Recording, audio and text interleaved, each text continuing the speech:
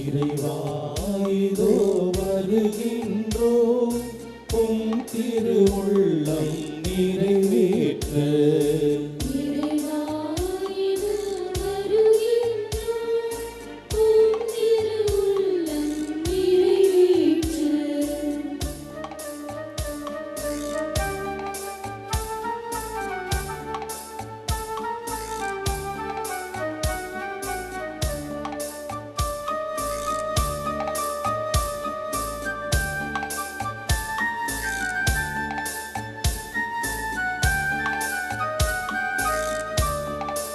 அழியன உணவை தருகின்றோம், நீதம் பசித்தோர் உணவிட மறக்கின்றோம். அழியன உணவை தருகின்றோம், நீதம் பசித்தோர் உணவிட மறக்கின்றோம். கடமை முடிந்ததென நினைக்கின்றோம், எங்கள் கண்களை கொஞ்சம் திறந்து விடு. இறைவா இதோ வருகின்றோம், உம் திருவுள்ளம் நிறைவேற்ற. இறைவா இதோ வருகின்றோம், உம் திருவுள்ளம் நிறைவேற்ற. அன்னையின் அன்பு பக்தர்களே, இத்திருப்பலியானது ஆலயத்தில் கூடியிருக்கும் பக்தர்களின் கருத்துக்களுக்காகவும், ஜெயா பிளஸ் தொலைக்காட்சி, திருத்தல இணையதளம் மற்றும் அனைத்து சமூக ஊடகங்களின் வழியாக பங்கெடுக்கும் பக்தர்களின் கருத்துக்களுக்காகவும், இன்றைய நாளின் ஒளிபரப்பிற்கு உதவி செய்த நன்கொடையாளர்களின் குடும்ப கருத்துக்களுக்காகவும், நேற்று திருப்பலி எழுதி வைத்தவர்களின் கருத்துக்களுக்காகவும் ஒப்புக் கொடுக்கப்படுகிறது. மேலும் இந்த ஒளிபரப்பை காணுகின்ற அனைத்து அன்னையின் பக்தர்களையும் இறைவன் நிறைவாக ஆசீர்வதிக்கவும் இத்திருப்பலியில் மன்றாடுவோம். Dear devotees, this mass is offered for all the faithful gathered here and those who are participating through Jaya Plus, Shrine Web TV, as well as other social media, and in a special way for all the sponsors of this live telecast mass and those who wrote their mass intentions yesterday, and all the devotees of Our Lady of Health, Velankanni, who are watching this same. தந்தை மகன் தூயாவியாரின் பெயராலே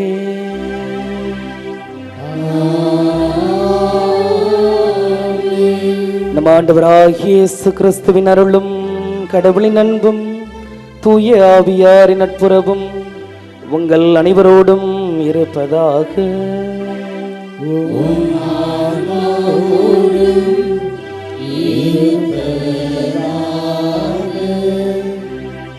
இயேசுவில் பிரியமான சகோதர சகோதரிகளே, ஆரோக்கியனையினுடைய அன்பு பிள்ளைகளே, கடவுளுக்கு முழு மனதோடு நன்றி கூறுவோம். ஒரே குடும்பமாக நம் அனைவரையும் இந்த புண்ணிய பூமியிலே இந்த அன்னையினுடைய திருப்பாதத்திலே ஒன்று சேர்த்திருக்கிறார். இது நாள் வரை இந்த தாயினுடைய பரிந்துரையின் வழியாக நமக்கும் நம்முடைய குடும்பத்திற்கும் கிடைத்த நன்மைகள், ஆசீர்வாதங்கள், பாதுகாப்புகள், வழிநடத்துதல்கள் என எல்லாவற்றையும் நினைத்து பார்த்து இந்த நல்ல கடவுளுக்கு இத்தாயின் வழியாக நாம் நன்றி செலுத்துவோம். நன்றியோடும் நம்பிக்கையோடும் நம்மையும் நம்முடைய உள்ளத்து இல்லத்து விருப்பங்களை எல்லாம் ஒப்பு கொடுத்து தொடரும் இத்திருப்பலியில் நாம் ஜெபிப்போம். நமக்கு அருமையான ஒரு தவக்காலத்தை கடவுள் கொடுத்திருக்கின்றார். தவக்காலத்தினுடைய முதல் வெள்ளிக்கிழமையில் நாம் இருக்கின்றோம். எனவே நம்மை ஒப்பு கொடுப்போம். நம்முடைய வாழ்வை சிந்தித்து சீர்தூக்கி பார்த்து கடவுளுக்கு உகந்த ஒரு வாழ்வை வாழ தொடரும் இத்திருப்பலியில் நாம் ஜெபிப்போம். சகோதர சகோதரிகளை, தூய மறை நிகழ்வுகளை தகுதியோடு கொண்டாட நம்முடைய குற்றம் குறைகளை எல்லாம் நினைத்து பார்ப்போம். மனமருந்தி மன்னிப்பு கேட்போம்.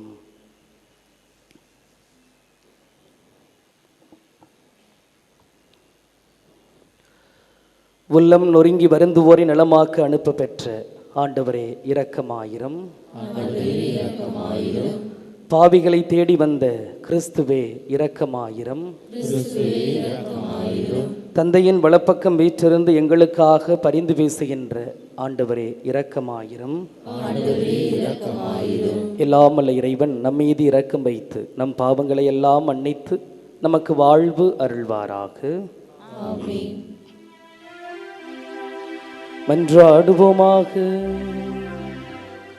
ஆண்டவரே, நாங்கள் தொடங்கியிருக்கும் தவ முயற்சிகளை தொடர்ந்து கடைபிடிக்க கனிவுடன் துணை புரிய உம்மை வேண்டுகின்றோம்.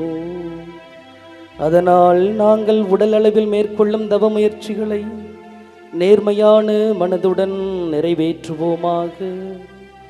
உம்மோடு தூயாவியாரின் ஒன்றிப்பில் இறைவனாய் என்றென்றும் வாழ்ந்து ஆட்சி செய்கின்ற அவர் வழியாக உம்மை மன்றாடுகிறோம்.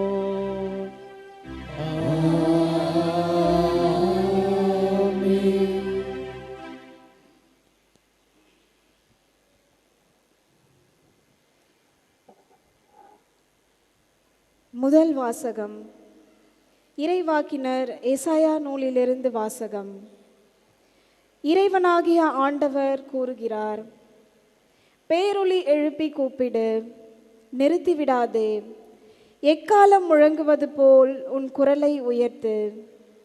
என் மக்களுக்கு அவர்களின் வன் செயல்களையும் யாக்கோபின் குடும்பத்தாருக்கு அவர்களின் பாவத்தையும் எடுத்து கூறு. அவர்கள் நேர்மையானவற்றை செய்யும் மக்களினம் போலும் தங்கள் கடவுளின் கட்டளையை கடைபிடிப்போர் போலும் நாள்தோறும் என்னை தேடுகின்றார்கள். என் நெறிமுறைகள் பற்றிய அறிவை நாடுகின்றார்கள். நேர்மையான நீதி தீர்ப்புகளை என்னிடம் வேண்டுகின்றார்கள். கடவுளை அணுகி வர விழைகின்றார்கள். நாங்கள் உண்ணா நோன்பிருந்த பொழுது நீர் எங்களை நோக்காதது ஏன்? நாங்கள் எங்களை தாழ்த்தி கொண்டபோது நீர் எங்களை கவனியாதது ஏன் என்கின்றார்கள். நீங்கள் நோன்பிருக்கும் நாளில் உங்கள் ஆதாயத்தையே நாடுகின்றீர்கள். உங்கள் வேலையாள்கள் அனைவரையும் ஒடுக்குகின்றீர்கள். இதோ வழக்காடவும் வீண் சண்டையிடவும் கெடும் கையால் தாக்கவுமே நீங்கள் நோன்பிருக்கின்றீர்கள். இன்று போல் நீங்கள் உண்ணா நோன்பிருந்தால் உங்கள் குரல் உன்னதத்தில் கேட்கப்படாது. ஒருவன் தன்னை ஒடுக்கிக் கொள்ளும் நாளையா நான் உண்ணா நோன்பின் நாளாக தெரிந்து கொள்வது? ஒருவன் நாணலை போல் தன் தலையை தாழ்த்தி சாக்கு உடையையும் சாம்பலையும் அணிந்து கொள்வதா எனக்கு ஏற்ற நோன்பு? இதையா நீங்கள் நோன்பு என்று ஆண்டவருக்கு உகந்த நாள் என்றும் அழைக்கின்றீர்கள்? கொடுமை தலையை அவிழ்ப்பதும் நுகத்தின் பிணையல்களை அறுப்பதும் ஒடுக்கப்பட்டோரை விடுதலை செய்து அனுப்புவதும் எவ்வகை நுகத்தையும் உடைப்பதும் அன்றோ நான் தேர்ந்து கொள்ளும் நோன்பு?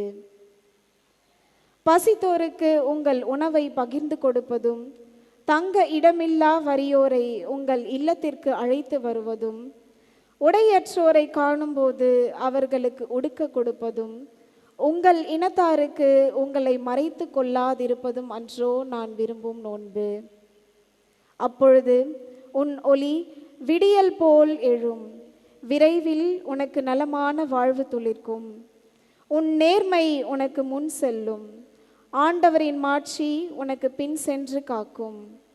அப்போது நீ ஆண்டவரை மன்றாடுவாய், அவர் உனக்கு பதில் அளிப்பார்.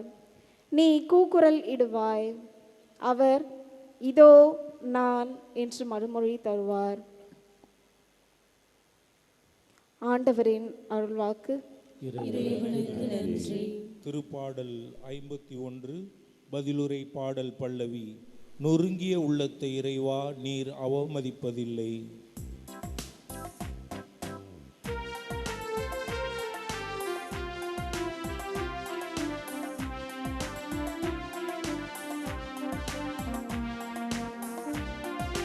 நொறுங்கிய உள்ளத்தை இறைவா நீர் அவமதிப்பது இல்லை. நொறுங்கிய உள்ளத்தை இறைவா நீர் அவமதிப்பது இல்லை. நொறுங்கிய உள்ளத்தை இறைவா நீர் அவமதிப்பது இல்லை. கடவுளே உமது பேரன்புக்கேற்ப எனக்கு இரங்கும். உமது அளவற்ற இரக்கத்திற்கேற்ப என் குற்றங்களை துடைத்தருளும். என் தீவினை முற்றிலும் நீங்கும்படி என்னை கழுவியருளும். என் பாவம் அற்று போகும்படி என்னை தூய்மைப்படுத்தும்.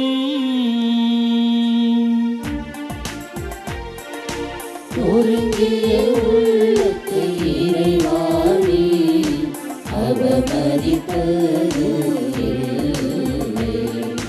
நொறுங்கிய உள்ளத்தை இறைவாணி அவமதிப்பது இல்லை. ஏனெனில் என் குற்றங்களை நான் உணர்கின்றேன். என் பாவம் எப்போதும் என் மனக்கண் முன் நிற்கின்றது. உமக்கு எதிராக நான் பாவம் செய்தேன், உம் பார்வையில் தீயது செய்தேன். எனவே உம் தீர்ப்பினால் உம் நீதியை வெளிப்படுத்தியுள்ளீர்.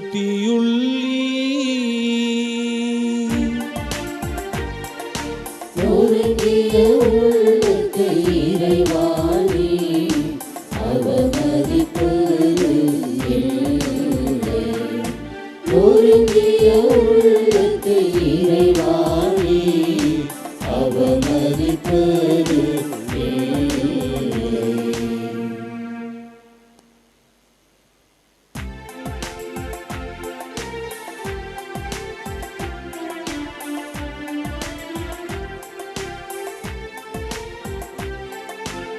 ஆயங்கள் மந்தையை காப்பது போல ஆண்டவர் நம்மை காக்கின்றார்.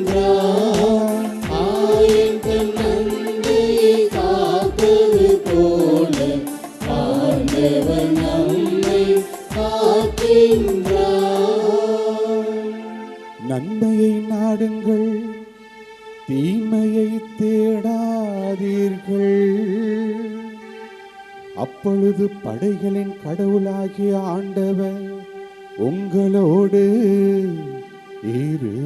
இருப்பார். ஆயங்கள் மந்தையை காப்பது போல ஆண்டவர் நம்மை காக்கின்றார். ஆண்டவர் உங்களோடு இருப்பாராக.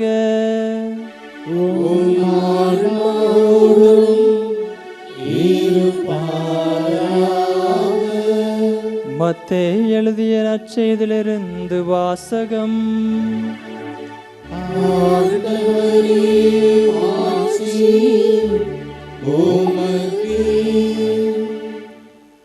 அக்காலத்தில் யோவானின் சீடர் இயேசுவிடம் வந்து, நாங்களும் பரிசேயரும் அதிகமாக நோன்பு இருக்க உம்முடைய சீடர்கள் ஏன் நோன்பு இருப்பதில்லை என்றனர். அதற்கு இயேசு அவர்களை நோக்கி, மணமகன் தங்களோடு இருக்கும் வரை மண விருந்தினர் துக்கம் கொண்டாடுவதில்லை. மணமகன் அவர்களை விட்டு பிரிய வேண்டிய காலம் வரும், அப்பொழுது அவர்கள் நோன்பு இருப்பார்கள்.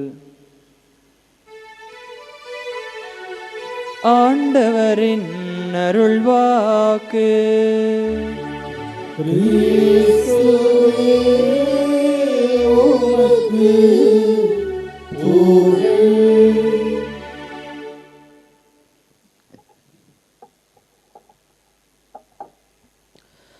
இறையேசுவில் பிரியமான சகோதர சகோதரிகளே, ஆரோக்கிய அன்னையினுடைய அன்பு பிள்ளைகளே, அனைவரும் சொல்வோம், இயேசுவுக்கே புகழ், இயேசுவுக்கே மகிமை, இயேசுவுக்கே நன்றி, மரியே வாழ்க.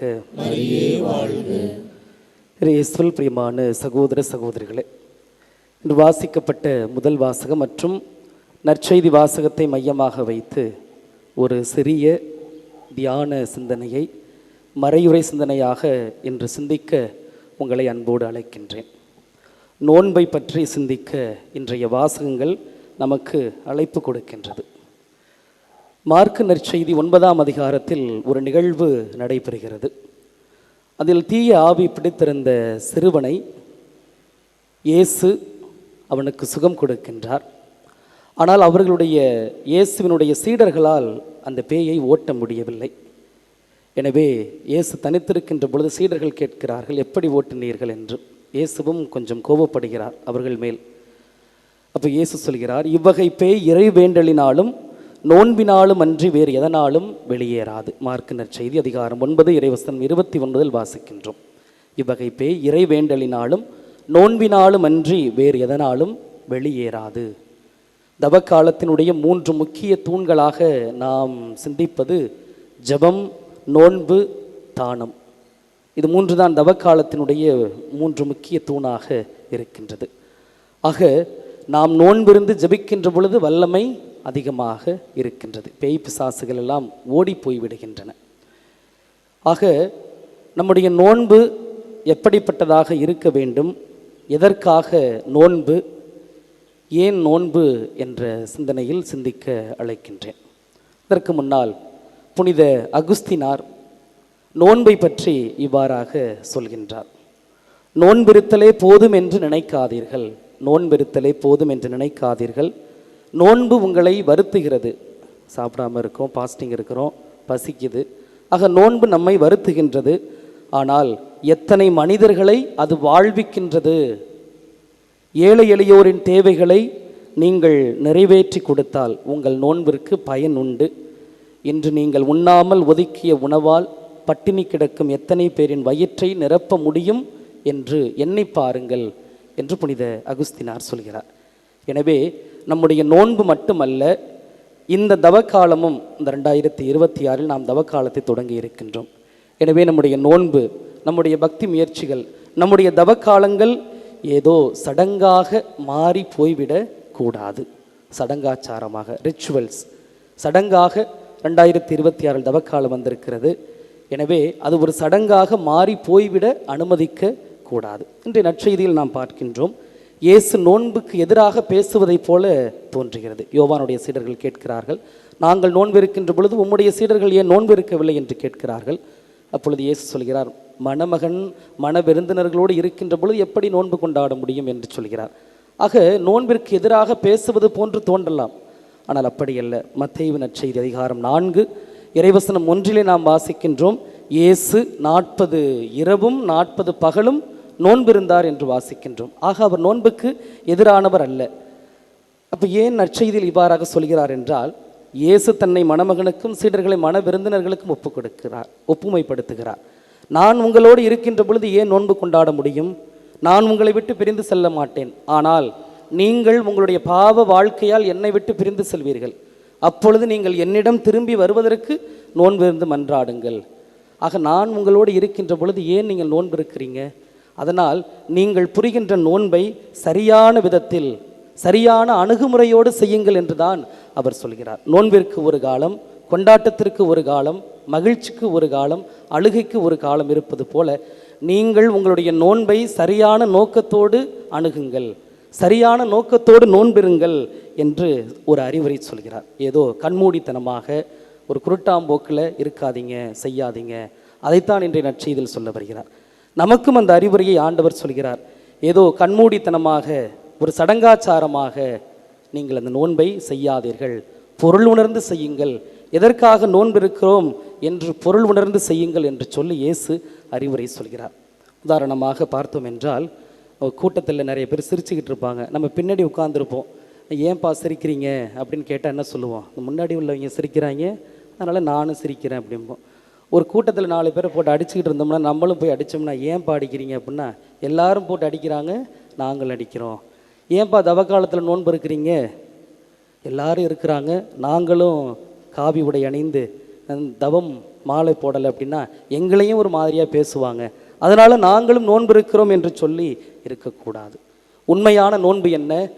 தெல்ல தெளிவாக நெற்றிப்பொட்டில் அடித்தால் போல இன்றைய முதல் வாசகத்தில் மிக அருமையாக நோன்பை பற்றி எசையா புத்தகத்தில் நாம் வாசிக்க கேட்டோம். இந்த வாசகத்தை நீங்கள் இன்னொரு முறை படித்து பார்க்கலாம். உண்மையான நோன்பு அதுதான். நீங்கள் நோன்பிருக்கும் நாளில் உங்கள் ஆதாயத்தை நாடுகிறீர்கள், உங்கள் வேலையாட்களை அனைவரையும் ஒடுக்குகிறீர்கள், வழக்காடவும் வீண் சண்டையிடவும் கொடும் கையால் தாக்கவுமே நீங்கள் நோன்பிருக்கிறீர்கள். இது நோன்பா அப்படி என்று கேட்கிறார். அல்ல. எது நோன்பு? கொடுமை தலைகளை அவிழ்ப்பதும், நுகத்தின் பிணையல்களை அறுப்பதும், ஒடுக்கப்பட்டோரை விடுதலை செய்து அனுப்புவதும், எவ்வகை நுகத்தையும் உடைப்பதும் என்றோ நான் தேர்ந்து கொள்ளும் நோன்பு. பசித்தோருக்கு உங்கள் உணவை பகிர்ந்து கொடுப்பதும், தங்க இடமில்லா வறியோரை உங்கள் இல்லத்திற்கு அழைத்து வருவதும், உடையற்றோரை காணும்போது அவர்களுக்கு உடுக்க கொடுப்பதும், உங்கள் இனத்தாருக்கு உங்களை மறைத்து கொள்ளாதிருப்பதும் அன்றோ நான் விரும்பும் உண்மையான நோன்பு என்று தெளிவாக சொல்லிவிடுகிறார். இதுதான் உண்மையான நோன்பு. பரிசேயர்களும் சதுசேயர்களும் உடலில் நோன்பு இருந்தார்கள், ஆனால் உள்ளத்தில் நோன்பு இருக்கவில்லை. ஆக அவர்களுடைய நோன்பு எப்படிப்பட்டதாக இருக்கிறது என்றால், வெளிப்புறமாக மக்கள் பார்க்க வேண்டும், மக்கள் தங்களை புகழ வேண்டும், அப்படி என்ற ஒரு விதத்தில் தான் அவர்களுடைய நோன்பு இருந்ததை தவிர உள்ளத்து அளவில் எந்த நோக்கத்திற்காக நோன்பு கடைபிடிக்கப்பட வேண்டுமோ அதற்காக அவர்கள் இருக்கவில்லை. அதை தான் கடவுள் சாடுகிறார். உண்மையான நோன்பாக நீங்கள் கடைபிடியுங்கள், அர்த்தத்தோடு எதற்காக செய்கிறோம் என்று சொல்லுங்கள்.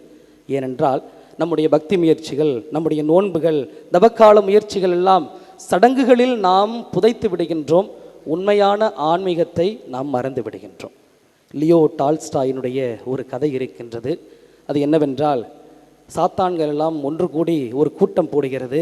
அந்த சாத்தான் செய்கிற வேலைகளை எல்லாம் மதிப்பீடு செய்கிறார்கள். அப்போது ஒரு குட்டி சாத்தான் சொல்லுது, நம்முடைய பணி முன்பு போல கிடையாது, இப்போ எல்லாம் மக்களை ஒன்றும் தொந்தரவு பண்ண முடியலை அப்படி என்று அவர்கள் சொல்கிறார்கள். ஏனென்றால் மக்கள் எல்லாம் இயேசுவினுடைய போதனையால் ஈர்க்கப்பட்டு நீதி, நேர்மை, நியாயம், உண்மை என்று சொல்லி அப்படி சென்று விடுகிறார்கள். எனவே நம்முடைய போதனை எடுபட மாட்டுது, ரொம்ப தொய்வாக இருக்குது பணி அப்படின்னு சொல்லி குட்டி சாத்தான் சொல்லுது. அப்போ அந்த தலைமை சாத்தான் சொல்லுது, நீங்கள் போயிட்டு இயேசுவின் மேல் நம்பிக்கை கொள்ளாதீர்கள் அப்படின்னு சொல்லாதீங்க, இயேசுவின் மேல் நம்பிக்கை கொள்ளாதீங்க அப்படின்னு போதிக்காதீங்க, அது தோல்வியில் முடிஞ்சு போய்விடும். ஏன்னா இயேசுவின் மேல் நம்பிக்கை, அவர் போதிப்பது உண்மை, உண்மையைத்தான் போதிக்கிறார். மக்களிடம் சொன்னால் எடுபடாது, அது நமக்கு தான் தோல்வியாக வரும். அதனால் அப்படி போதிக்காதீங்க, இயேசுவின் மேல் நம்பிக்கை கொள்ளாதீங்கன்னு போதிக்காதீங்க. மாறாக மக்களை தூண்டிவிட்டு இயேசுவிற்கு நிறைய ஆலயங்களை கட்டச் சொல்லுங்கள், மக்களை தூண்டிவிட்டு இயேசுவிற்கு நிறைய ஆலயங்களை கட்டச் சொல்லுங்கள், நிறைய திருவிழாக்களை கொண்டாட சொல்லுங்கள். இப்படி நாம் மக்களை தூண்டிவிட்டோம் என்றால் அவர்கள் உண்மையை, இயேசுவை, அந்த நம்பிக்கையை மறந்து விடுவார்கள். வெளிப்புற அடையாளங்களில், வெளிப்புற சடங்குகளில் தங்களை உட்படுத்தி கொள்வார்கள். எனவே அவர்களாகவே கடவுளை மறந்து விடுவார்கள், நம்பிக்கையை மறந்து விடுவார்கள், உண்மை எதுவென்று மறந்து விடுவார்கள், சடங்காச்சாரங்களில் மூழ்கி விடுவார்கள் என்று சொன்னதாம். பிரியமான சகோதர சகோதரிகளின் உண்மைதான். அடையாள செயல்களில் நம்முடைய ஆன்மீகத்தை புதைத்துவிட்டு உண்மையான ஆன்மீகத்தை நாம் மறந்து விடுகின்றோம். எங்கேயோ படித்த ஒன்று ஞாபகத்திற்கு வருகிறது. பூசை முடிந்தவுடன் தீர்த்தமாகிறது தண்ணீர், பூசை முடிந்தவுடன் தீர்த்தமாகிறது தண்ணீர், திருநீறு ஆகிறது சாம்பல், திருநீறு ஆகிறது சாம்பல், பிரசாதமாகிறது எலுமிச்சை பழம். பூசை முடிந்தவுடன் தீர்த்தமாகிறது தண்ணீர், திருநீறு ஆகிறது சாம்பல், பிரசாதம் ஆகிறது எலுமிச்சை பழம். ஆனால் எந்த மாற்றமும் இல்லாமல் கோவிலை விட்டு வெளியே செல்கிறான் பக்தன், எந்த மாற்றமும் இல்லாமல் கோவிலை விட்டு வெளியே செல்கிறான் பக்தன் என்று எங்கேயோ படித்தது ஞாபகத்திற்கு வருகிறது. அது உண்மைதான். எத்தனையோ விதமான சடங்காச்சாரங்களில் நாம் நம்ம இணைத்துக் கொள்வதால் தான் எந்தவித மாற்றமும் இல்லாமல் நாம் வெளியே செல்கின்றோம். ஆக இந்த நோன்பை தவக்காலத்து தொடங்கி இருக்கின்றோம். ஏன் கடைபிடிக்க வேண்டும், என்ன இருக்கிறது என்று நாம் சிந்திக்க அழைக்கப்படுகின்றோம். முதலாவதாக இந்த நோன்பை நாம் கடைபிடிக்கின்ற பொழுது நாம் நம்மை கடவுளுடைய இறை பிரசன்னத்திற்குள்ளாக கொண்டு செல்ல இந்த நோன்பு உதவி செய்கிறது. நம்மை கடவுளுடைய பிரசன்னத்திற்குள்ளாக கொண்டு செல்ல இந்த நோன்பு உதவி செய்கிறது.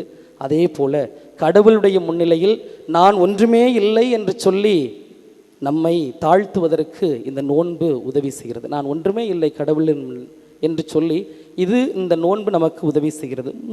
மூன்றாவதாக தான் கடவுளை மட்டுமே முழுமையாக சார்ந்திருக்கிறேன் என்று சொல்ல இந்த நோன்பு நமக்கு உதவி செய்கிறது. ஆக கடவுளுடைய பிரசன்னத்திற்குள்ளாக நம்மை கொண்டு செல்கிறது.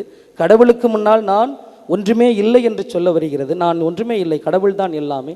அதோடு கூட நான் கடவுளை மட்டுமே முழுமையாக சார்ந்திருக்கிறேன் என்று இந்த நோன்பு முயற்சிகள் எல்லாம் நமக்கு உதவி செய்கிறது, உதவி செய்ய வேண்டும். அதை நாம் புரிந்து கொள்ள வேண்டும். சாலை விதிகளை நாம் படித்திருப்போம். சாலையோரங்கள் செல்கின்ற பொழுது நில், கவனி, செல் என்று நாம் வாசிக்கின்றோம். நாம் வாகனங்களில் செல்கின்ற பொழுது நிற்க வேண்டும், வாகனங்கள் வருகிறதா என்று கவனிக்க வேண்டும், அந்த சாலை விதிகளை கடைபிடிக்க வேண்டும், பிறகு நாம் செல்ல வேண்டும். அப்படி சென்றால்தான் நம்முடைய அந்த பயணம் விபத்தில்லாத ஒரு பயணமாக அமையும்.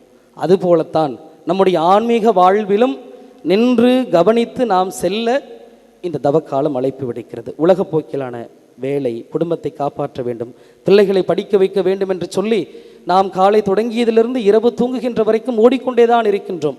அப்படிப்பட்ட சூழ்நிலையில் உலக காரியங்களை பார்க்கின்ற வேளையில் நம்முடைய ஆன்மாவை உற்று நோக்கி பார்க்க, நான் யார், நான் எப்படி இருக்கின்றேன், என்னுடைய ஆன்மீக வாழ்வு, என்னுடைய ஜெப வாழ்வு எப்படி இருக்கிறது, எனக்கும் கடவுளுக்குமான உறவு எப்படி இருக்கிறது, எனக்கும் சக மனிதனுக்குமான உறவு எப்படி இருக்கிறது என்பதை சிந்தித்து சீர்தூக்கி பார்க்க, நம்முடைய குறைகளை எல்லாம் நிறைவாக மாற்றுவதற்கு இந்த தவக்கால உதவி செய்கிறது. இந்த தவக்காலத்தில் நின்று கவனித்து நாம் செல்ல அழைக்கப்படுகிறோம். அதனால் தான் இத்தனை திருவழிபாட்டு நிகழ்ச்சிகள், திருப்பலிகள், சிலுவை பாதைகள், நடைப்பயணம், திருப்பயணம், தியானங்கள் என்று சொல்லி நிறைய நாம் ஆன்மீக முயற்சிகளை செய்கின்றோம். இந்த ஆன்மீக முயற்சிகள் எல்லாம் நமக்கு உதவி செய்ய வேண்டும்.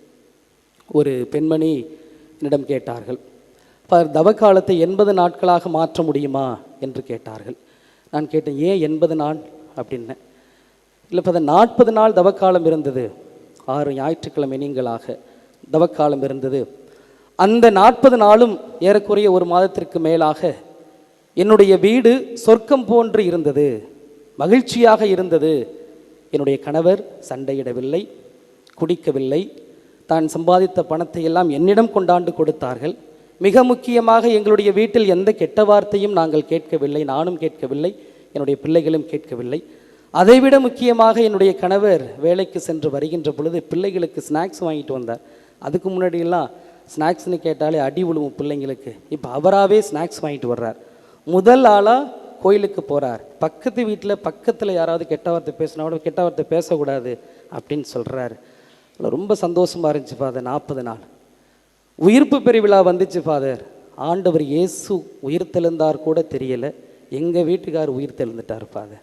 ஈஸ்டர் அன்னைக்கு குடிக்காத குடியெல்லாம் வாங்கி அன்னைக்கு குடிச்சிட்டார், பேசாத வார்த்தையெல்லாம் அன்னைக்கு பேசி முடிச்சிட்டார், பிள்ளைங்களை அடிக்காததெல்லாம் ஒட்டுமொத்தமாக அடித்து தீர்த்துட்டார்.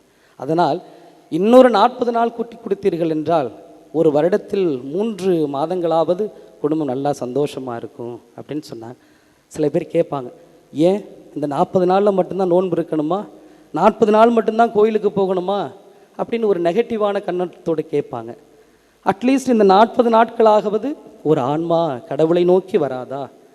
ஒரு செயலை செய்கின்ற பொழுது ஒரு 30 நாள், 1 மாதம் அந்த செயலை நாம் செய்கின்ற பொழுது அது நம்முடைய பழக்கமாக மாறுகிறது. It becomes our habitual action, மாறுகிறது.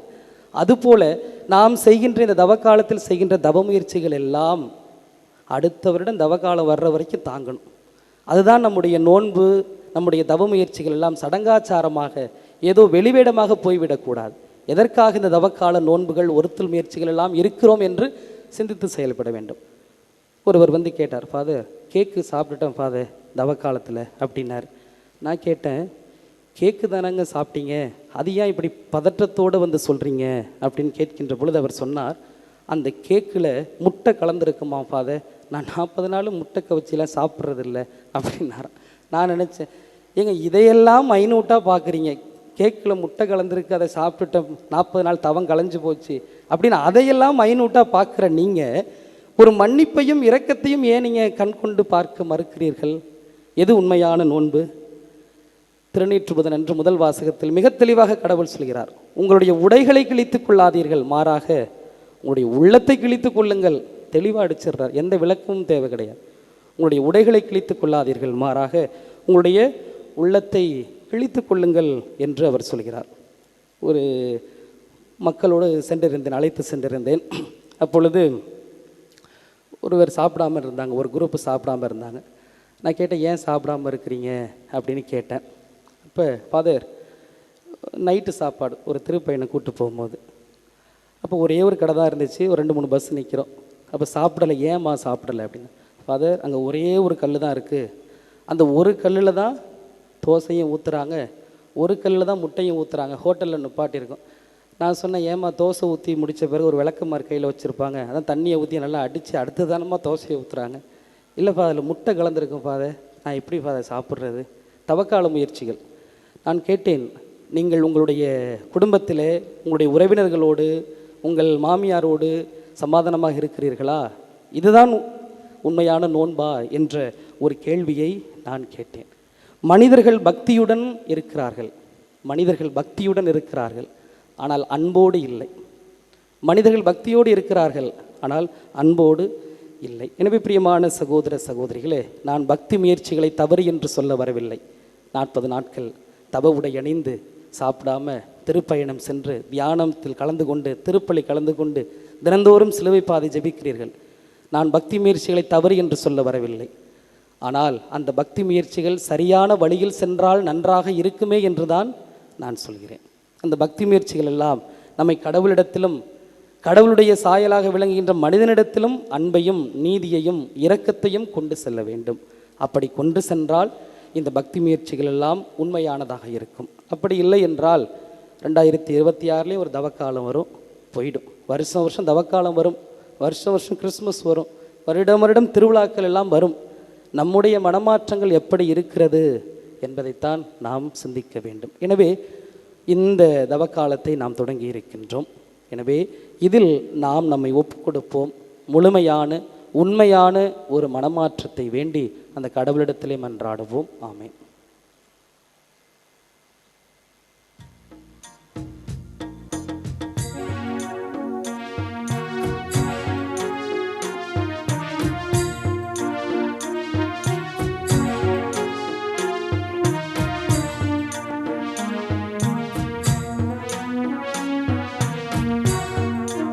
இதை நான் தருவேன் இறைவா, உம் இதயத்தின் அன்பில் கீழாக.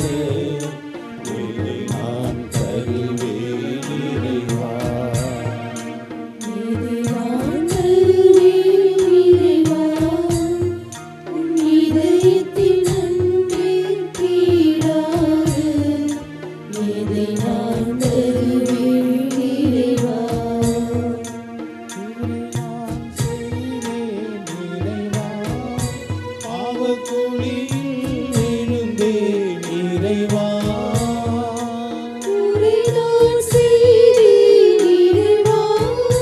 பாவக்குழியில் விழுந்தேன் இறைவா. கரையான் பாவத்தை போக்கிடவே, கரையான் பாவத்தை போக்கிடவே, கல்வாரி மலையில் இருந்தாயோ. சகோதர சகோதரிகளே, என்னுடையதும் உங்களுடையதுமான இந்த பலி எல்லாம் வல்ல இறைவனாகிய தந்தைக்கு ஏற்புடையதாகும்படி மன்றாடுங்கள்.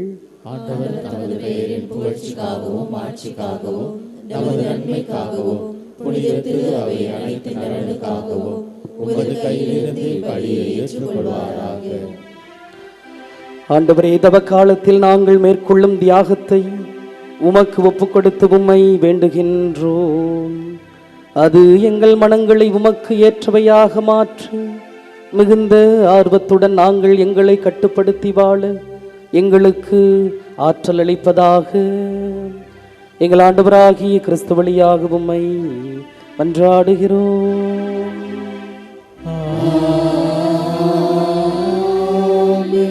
ஆண்டவர் உங்களோடு இருப்பாராக.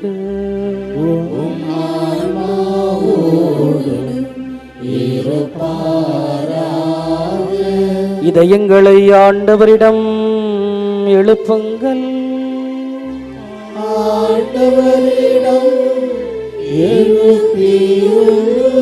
நம் இறைவனாகிய ஆண்டவருக்கு நன்றி கூறுவோம்.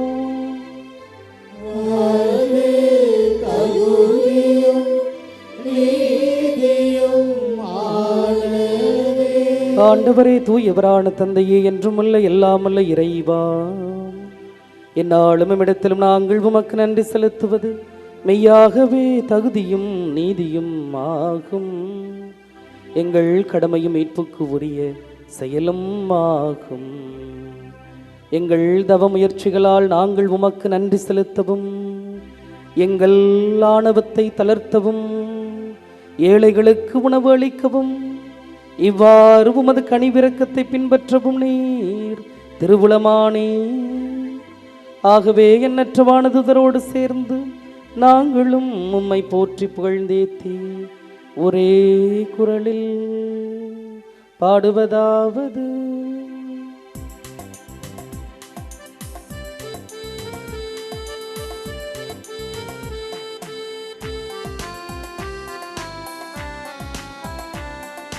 தூயவர் தூயவர் தூயவர் வான்படைகளின் கடவுளாம் ஆண்டவர்.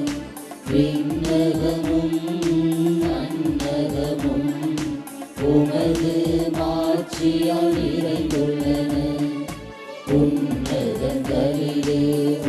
ஓசன்னா, உன்னதங்களிலே ஓசன்னா. ஆண்டவர் பெயரால் வருகிறவர் ஆசி பெற்றவர். உன்னதங்களிலே ஓசன்னா, உன்னதங்களிலே ஓசன்னா. ஆண்டவரை நீர் மெய்யாகவே தூயவர், தூய்மை அனைத்திற்கும் ஊற்று. ஆகவே உம்முடைய ஆவியை பொழிந்த இக்காணிக்கைகளை தூய்மைப்படுத்த உம்மை வேண்டுகின்றோம். இவ்வாறு எங்கள் ஆண்டவர் இயேசு கிறிஸ்துவின் திருவுடலும் திரு இரத்தமுமாக எங்களுக்கு இவை மாறுவனவாக. அவர் பாடுபட உளம் கனிந்து தம்மை கையளித்த போது அப்பத்தை எடுத்து நன்றி செலுத்தி அதை பிட்டு தம் சீடர்களுக்கு அளித்து இயேசு கூறியதாவது: அனைவரும் இதிலிருந்து பெற்று உண்ணுங்கள், ஏனெனில் இது உங்களுக்காக கையளிக்கப்படும் என் உடல்.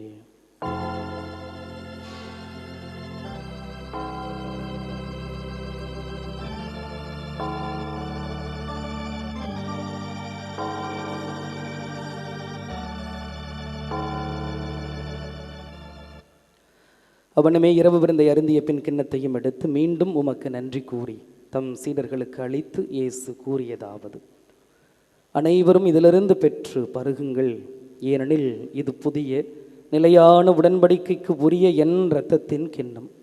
இது பாவ மன்னிப்புக்கென்று உங்களுக்காகவும் பலருக்காகவும் சிந்தப்படும். இதை என் நினைவாக செய்யுங்கள்.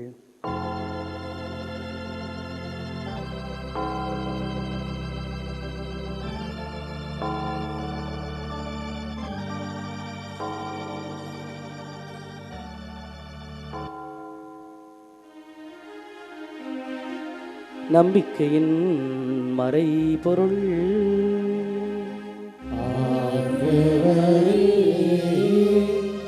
நீர் வருமளவும் உமது இறப்பினை அறிக்கையிடுகின்றோம்,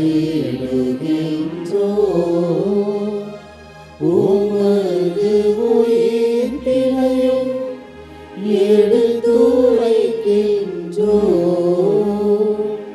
ஆகவே ஆண்டவரை நாங்கள் கிறிஸ்துவின் இறப்பினையும் உயிர்ப்பினையும் நினைவு கூர்ந்து வாழ்வு தருகின்ற அப்பத்தையும் மீட்பளிக்கின்ற கிண்ணத்தையும் உமக்கு ஒப்புக் கொடுக்கின்றோம். உம் திருமுன் நின்று உமக்கு ஊழியம் புரிய தகுந்தவர்கள் என தகுதியற்ற எங்கள் அனைவரையும் ஏற்றுக்கொண்டீர். எனவே உமக்கு நன்றி செலுத்துகிறோம். மேலும் கிறிஸ்துவின் உடலிலும் இரத்தத்திலும் பங்கு கொள்ளும் எங்களை தூய ஆவியார் ஒன்று சேர்க்க வேண்டுமென உம்மை தாழ்மையுடன் மன்றாடுகிறோம். ஆண்டவரே, உலகெங்கும் பரவி இருக்கும் அது திரு அவையை நினைவு கூர்ந்தரலும் எங்கள் திருத்தந்தை லியோ, எங்கள் ஆயர் சகாயராஜ், எல்லா திருநிலையினர் ஆகிய அனைவரோடும் உமது திரு அவை அன்பில் நிறைவு பெற செய்தரலும். மேலும் உயிர்த்தலும் எதிர்நோக்குடன் துயில் கொள்ளும் எங்கள் சகோதரர் சகோதரிகளையும், எங்களுடைய குடும்பங்களில் மரணமடைந்த அத்துணை ஆன்மாக்களையும், யாரும் நினையாதவர்களையும், உத்தரிக்கின்ற நிலையில் இருப்பவர்களையும், இன்று இறந்தவர்களையும், இறக்க இருக்கின்ற அத்துணை ஆன்மாக்களையும் ஆண்டவரே உம்முடைய பேரிரக்கத்தினால் நினைவு கூர்ந்து உமது திருமுக ஒளியினுள் அவர்களையும் ஏற்றரலும். எங்கள் அனைவர் மீதும் இந்த பேராலயத்தில் கூடி ஜெபிக்கின்றவர்கள், எங்களிடத்திலே ஜெபிக்க கேட்டவர்கள், நாங்கள் ஜெபிக்கிறோம் என்று வாக்கு கொடுத்தவர்கள், தேவையில் இருப்போர், துன்பத்தில் விழல்வோர், மருத்துவமனையில் இருப்போர், சுகமேண்டி காத்திருப்போர், பல்வேறு தேவைகளினால் இங்கு ஒன்று கூடி ஜெபிக்கின்ற எங்கள் அனைவர் மீதும் இரக்கமாயிரும். உம்முடைய திருக்கரத்தினால் எங்களை தாங்கி வழிநடத்தியறலும். இந்த அருளின் காலத்தை, இரக்கத்தின் காலத்தை, தவக்காலத்தை தொடங்கி இருக்கின்ற நாங்கள் இந்த தவக்கால முயற்சிகளால் எங்களுடைய வாழ்வு வளம் பெற, அதன் மூலியமாக உம்முடைய ஆசீர் எங்களுக்கும் எங்களுடைய குடும்பத்திற்கும் கிடைக்க, இந்த தவக்காலத்திலே நாங்கள் மேற்கொள்கின்ற அனைத்து விதமான பக்தி முயற்சிகளிலும் உம்முடைய திருக்கரம் எங்களோடு இருந்து எங்களை வழிநடத்த மன்றாடுகிறோம். கடவுளின் கன்னித்தாயான புனித மரியா, அவருடைய கணவரான புனித சூசையப்பர், புனித திருத்தூதர்கள், இவ்வுலகில் உமக்கு உகந்தவராய் இருந்தோர் ஆகிய புனிதர் அனைவருடனும் நாங்களும் ஒரு நாள் நிலை வாழ்வில் பங்கு கொள்ளும் தகுதி பெற்று உம் திருமகன் இயேசு கிறிஸ்து வழியாக உம்மை புகழ்ந்தேத்தும் வரம் அருள உம்மை மன்றாடுகிறோம்.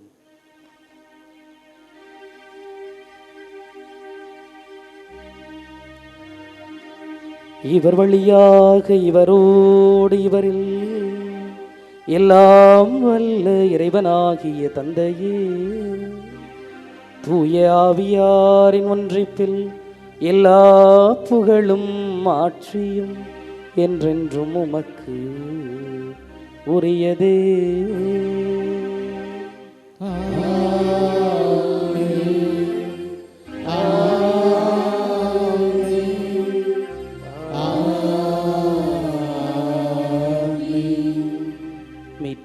கட்டளையால் கற்பிக்கப்பட்டு இறை படிப்பினையால் பயிற்சி பெற்ற நாம் அனைவரும் நம்பிக்கையோடு ஜெபிப்போம். விண்ணுலகில் இருக்கின்ற எங்கள் தந்தையே, உமது பெயர் தூயது போற்ற பெறுக. உமது ஆட்சி வருக. உமது திருவுளம் விண்ணுலகில் நிறைவேறுவது போல மண்ணுலகிலும் நிறைவேறுக. எங்கள் அன்றாட உணவை இன்று எங்களுக்கு தாரும். எங்களுக்கு எதிராக குற்றம் செய்வோரை நாங்கள் மன்னிப்பது போல எங்கள் குற்றங்களை மன்னியும். எங்களை சோதனைக்கு உட்படுத்தாதையும், தீமையிலிருந்து எங்களை விடுவித்தருளும். ஆண்டவரே, தீமை அனைத்திலும் இருந்தும் எங்களை விடுவித்து எங்கள் வாழ்நாளில் அமைதியை கனிவுடன் அருள உமை மன்றாடுகிறோம்.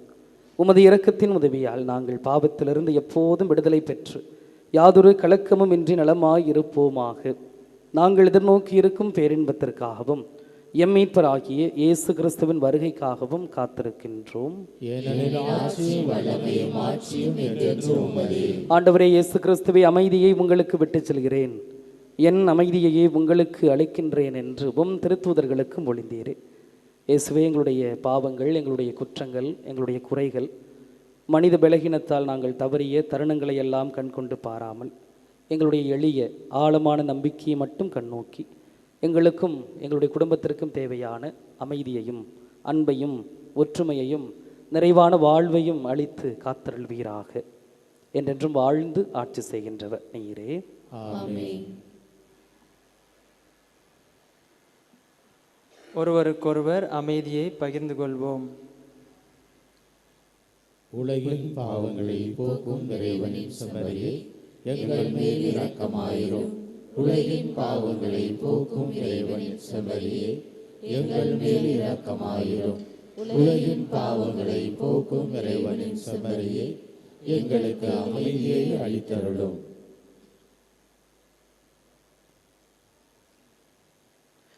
இதோ இறைவனின் செம்மறி, இவரே உலகின் பாவங்களை போக்குகின்றவர். செம்மறியின் விருந்துக்கு அழைப்பு பெற்ற நம் அனைவருமே பேறு பெற்றோர்.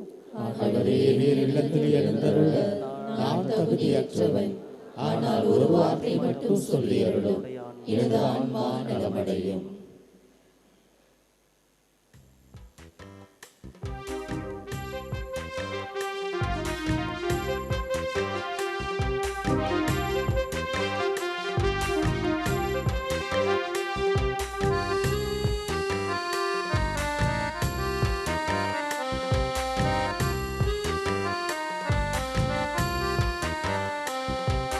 தெய்வ தரிசனம் தேடும் மனம் தினம், தேவன் வரவிலே ஜீவன் உருகிடும்.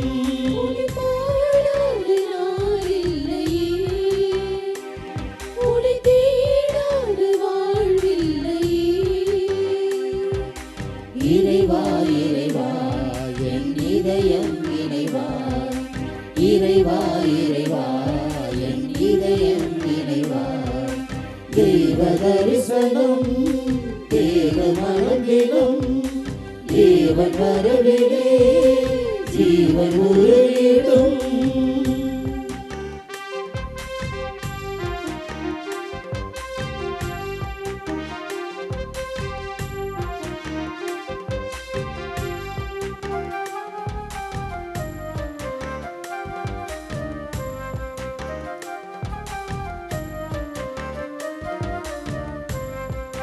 வாழ்வு வழங்கும் வல்ல தேவன் வரவு எண்ணிலே, வசந்தம் என்றும் வசந்தம் எந்த வாழ்வு தன்னிலே.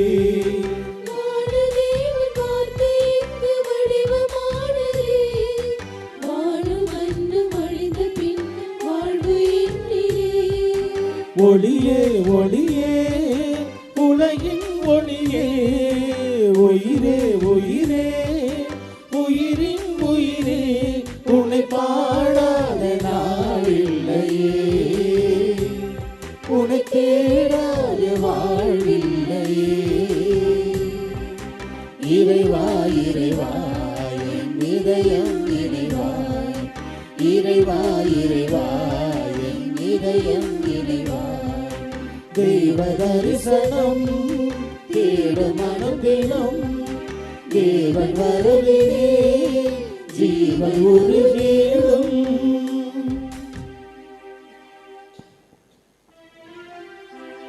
நன்றி கூறி மன்றாடுவோமாக. எல்லாம் வல்ல இறைவா, இம்மறை நிகழ்வில் பங்கேற்பதன் வழியாக நாங்கள் குற்றங்கள் அனைத்திலுமிருந்தும் தூய்மை பெறவுமை வேண்டுகின்றோம். அதனால் உமது பரிவிரக்கத்தின் பயன்களை அடைய நாங்கள் தகுதி பெறுவோமாக. எங்கள் ஆண்டவராகிய கிறிஸ்து வழியாக உம்மை மன்றாடுகிறோம்.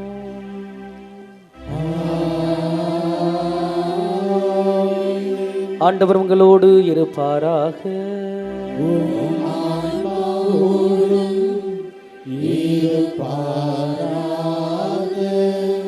புனித ஆரோக்கிய மாதாவின் ஆசீர் பெற தலைவணங்கி மன்றாடுவோம். அன்னை வாழ்ந்து கொண்டிருக்கின்ற, அன்னை இருக்கின்ற இந்த இடத்திலிருந்து நாம் வேண்டுகின்றோம். நமக்காக மட்டுமல்லாமல் எத்தனையோ பேர் நம்மிடத்தில் ஜெபிக்க கேட்டிருப்பார்கள். அனைவருக்காகவும் அவருடைய தேவைகளுக்காகவும் நம்பிக்கையோடு நாம் ஜெபிப்போம். ஆற்றலும் அன்புமிக்க இயேசுவை கையிலேந்தி காலமெல்லாம் கடலோரம் காத்திருக்கும் புனித ஆரோக்கிய மாதாவே, இப்பேராலயத்தில் கூடியிருக்கும் பக்தர்கள் மற்றும் இணையதளம் சமூக ஊடகங்கள் வழியாக பங்கேற்கும் அனைவரையும் ஆசீர்வதியும். இவர்களின் மனம் சோர்ந்து போகும்போது பால்கார பாலகனின் பால் குடத்தை பொங்கச் செய்தது போல இவர்களின் மனங்களையும் மகிழ்ச்சியால் பொங்கவையும். இவர்கள் தோல்வியால் துவண்டு போகும்போது நடக்க இயலாத சிறுவனை நடக்க வைத்தது போல இவர்களையும் எழுந்து நடக்க வையும். இவர்கள் துன்பக்கடலில் தத்தளித்து தடுமாறும் போது போர்ச்சுகீசிய மாலுமிகளை கரை சேர்த்தது போல இவர்களையும் கரை சேர்த்தரலும். வரம் பெற்றுத்தரும் புனித ஆரோக்கிய மாதாவின் ஆசீர் உங்களோடு என்றும் தங்குவதாக. May Jesus touch you and heal you through the loving hands of his dear mother, Our Lady of Velankanni. எல்லாம் வல்ல இரக்கமே உருவான அன்பு இறைவன், தந்தை மகன் தூய ஆவியா உங்களையும் உங்கள் குடும்பங்களையும் உங்கள் பணிகளையும் உங்கள் பயணங்களை எல்லாம் ஆசீர்வதித்து வழிநடத்துவாராக.